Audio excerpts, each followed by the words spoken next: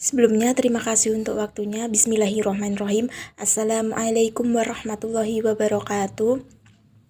Alhamdulillah, puji syukur kehadirat Allah Subhanahu wa Ta'ala yang telah memberikan kita nikmat iman, nikmat Islam, serta nikmat kesempatan sehingga kita bisa mengikuti perkuliahan pada hari ini. Tak lupa juga sholawat serta salam tetap kita aturkan kepada junjungan Nabi besar kita, Nabi Muhammad SAW. Dengan seringnya bersolawat, mudah-mudahan kita mendapatkan syafaatnya beliau di yaumul akhir nanti. Amin amin ya rabbal alamin. Kami dari kelompok 5 yang akan menjelaskan mengenai ayat-ayat yang merumuskan konsep dan hukum Ariyah.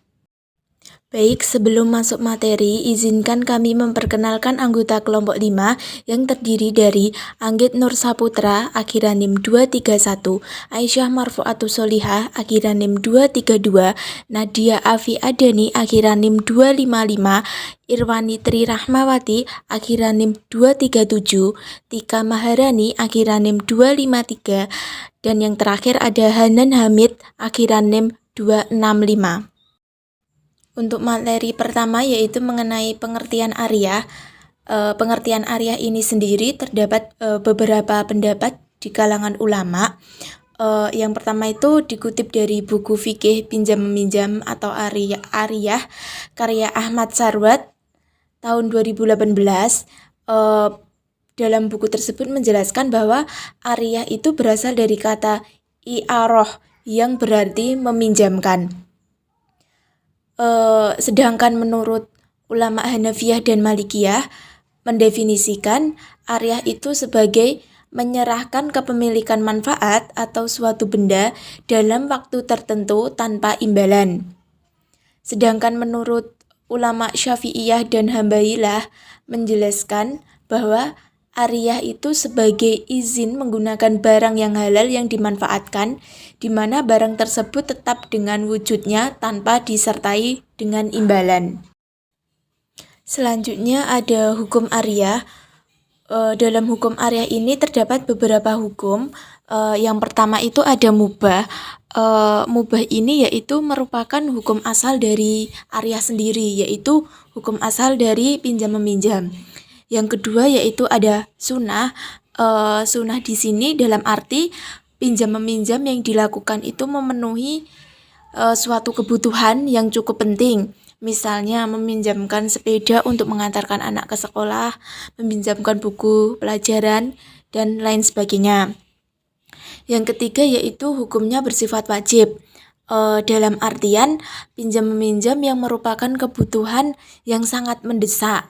Nah, misal di sini yaitu meminjamkan baju dan sarung untuk sholat. Apabila tidak dipinjami, maka orang tersebut tidak bisa melaksanakan sholat karena bajunya najis. Hal ini wajib bagi peminjam dan juga orang yang meminjamkan. Hukum yang keempat yaitu ada haram. Haram di sini yaitu memiliki arti pinjam-meminjam yang dipergunakan untuk kemaksiatan.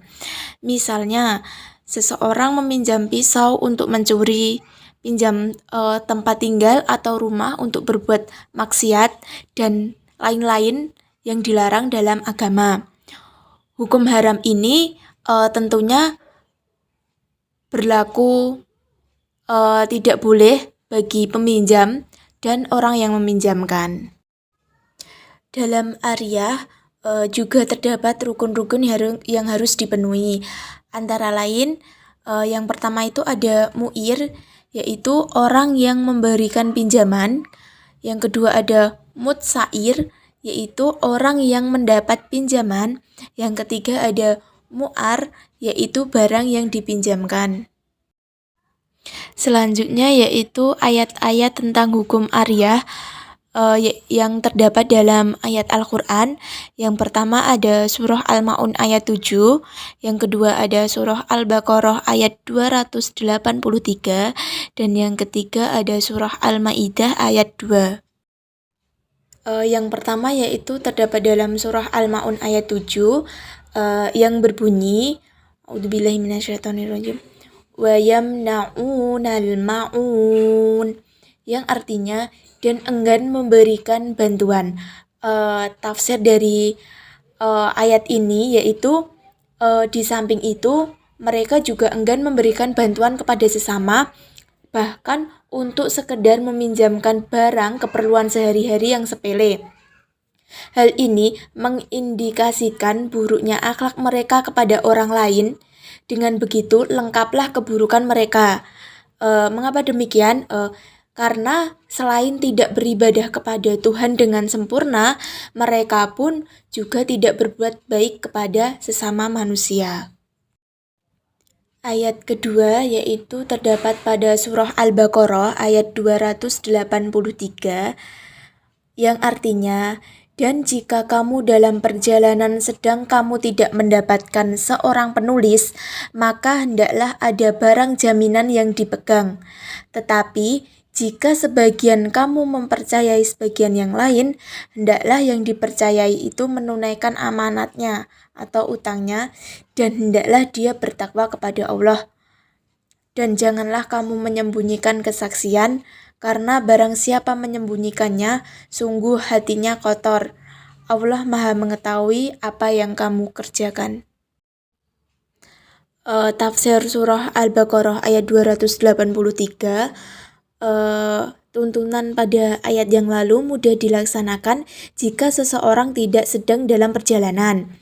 Apabila jika kamu dalam perjalanan dan melakukan transaksi keuangan tidak secara tunai, sedang kamu tidak mendapatkan seorang penulis yang dapat menulis utang piutang sebagaimana mestinya, maka hendaklah ada barang jaminan yang dipegang oleh yang berpiutang atau meminjamkan.